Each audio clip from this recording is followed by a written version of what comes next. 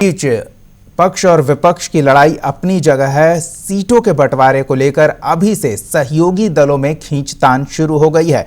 चाहे एनडीए खेमा हो या महागठबंधन खेमा, दोनों खेमों में जो सहयोगी दल हैं वो अपने अपने बड़े दलों पर दबाव बनाने की राजनीति में अभी से ही जुट गए हैं, ताकि चुनाव आने तक जब सीटों का बंटवारा हो तो उनके खाते में अच्छी खासी संख्या आए।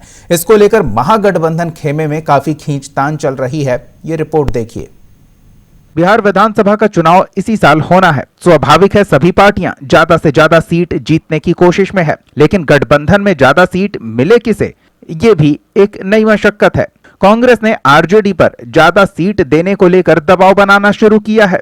बिहार कांग्रेस के बड़े नेता सूबे की 80 सीटों पर दावा ठोक रहे। आज को विवादित नहीं बनाइए, कांग्रेस अधिक से अधिक सीटें पर लगे। कल की बैठक में क्या फैसला हुआ?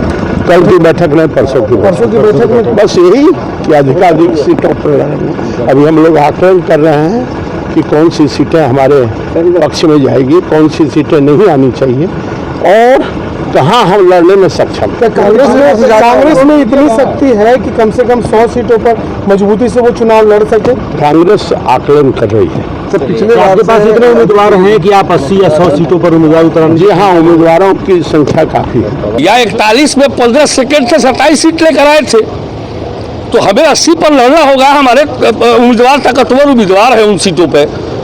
80 से कम मंजूर नहीं है, ये तो तय करेगा हमारा नेतृत्व, लेकिन हमारी जो स्ट्रेटेजी बनी है 80 सीटों के लिए बनी है। वहीं कांग्रेस नेता प्रेमचंद्र मिश्रा ने तेजस्वी यादव के नेतृत्व पर गोलमोल जवाब दिया। उन्होंने कांग्रेस आला कमान पर बात थोपकर निकलने की कोशिश की। गठबंधन में किसी भी प्रकार का कोई मतभेद नहीं है, न गठबंधन के स्वरूप को लेकर, न आकार को लेकर, न नेतृत्व या चेहरा को लेकर। आरजेडी ने अपने नेता का नाम सुझाया है, आरजेडी ने अपना निर्णय लिया है। कांग्रेस पार्टी का निर्णय इस बारे में अभी होना बाकी है। हमारे यहाँ नीतिगत फैसले पार्टी हाईकमान करती है, तो सोनिया गांधी जी इस मामले में निर्णय लेने के लिए अधिकृत है। कांग्रेस का मानना है कि जब उचित समय आएगा हम सभी गठबंधन में शामिल दल एक साथ बैठेंगे और अपने महागठबंधन का नेतृत्व चुनाव में कौन करेगा इसका फैसला ले लेंगे। कांग्रेस के दावे पर आरजेडी विधायक रामानुज यादव ने कहा कि किसे कितनी सीटें मिलेगी ये समय बताएगा, लेकिन मुख्यमंत्री का चेहरा तो तेजस्वी यादव ही होंगे। या कोई गठबंधन के दल जब तक फैसला नहीं होगा तब तक मांग करने का अधिकार है। वो गठबंधन के दल हैं, 80 सीट 180 सीट मांग ही सकते हैं, मांगना थोड़ी ये गुनाह है। लेकिन जो लाजमी होगा, जो अप्रोप्रिएट होगा, जो संभव होगा वो होगा।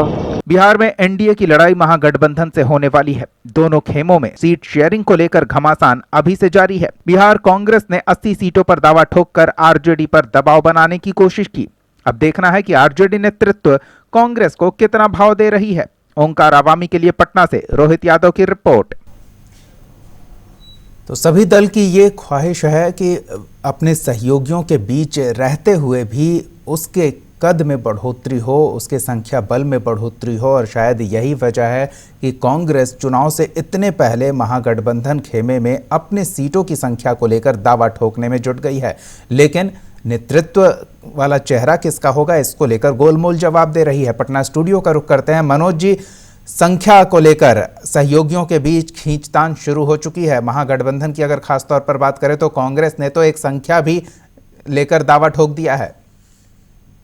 देखिए दीपक जी, थोड़ा पहले की अगर हम लोग बात कर लें तो 2015 में जिस समय नीतीश कुमार, आरजेडी, कांग्रेस मिलकर के चुनाव लड़ी थी, ये पार्टियां, 3 पार्टियां, तो उसमें 100 सीट, मतलब कि जदयू को 100 सीट आरजेडी को और 40 सीट कांग्रेस को, और एनसीपी के लिए 3 सीट छोड़ा गया था। लेकिन एनसीपी ने किनारा कर लिया महागठबंधन से। वैसी स्थिति में 101 सीट पर जेडीयू लड़ी, 101 सीट पर आरजेडी लड़ी और 41 सीट पर कांग्रेस ने अपना कैंडिडेट उतारा। वैसी स्थिति में सबसे बड़ी पार्टी के रूप में आरजेडी यहां पर आई और 80 सीट पर उसकी जीत हुई, 71 पर जेडीयू की जीत हुई और 27 पर कांग्रेस की जीत हुई। तो ऐसी स्थिति में अभी जो है, जो बिहार प्रदेश कांग्रेस जो है वो चाह रही है कि इंडिपेंडेंट चुनाव लड़ा जाए, और जो इसका रिसर्च सेल है उसका आकलन है कि 90 सीट पर हमारे जो उम्मीदवार हैं वो दमदार हैं। लेकिन इसके एक दूसरा पहलू इसमें सामने यह आ रहा है कि आखिर सीएम होगा कौन। तो जो अंदरूनी जो तहखाने से जो बात आ रही है उसके मुताबिक कांग्रेस मीरा कुमार का चेहरा प्रमोट कर रही है कि यहाँ की सीएम कैंडिडेट मीरा कुमार होंगी। लेकिन इन तमाम दावों के बाद में जो आला कमान निर्णय लेगा कांग्रेस का वही निर्णायक वो होगा। तो वैसी स्थिति में जो अभी कांग्रेस के विधायक हैं वो 80 सीट पर अपना दावा ठोक रहे हैं कि 80 सीट पर हम लोग चुनाव लड़ेंगे।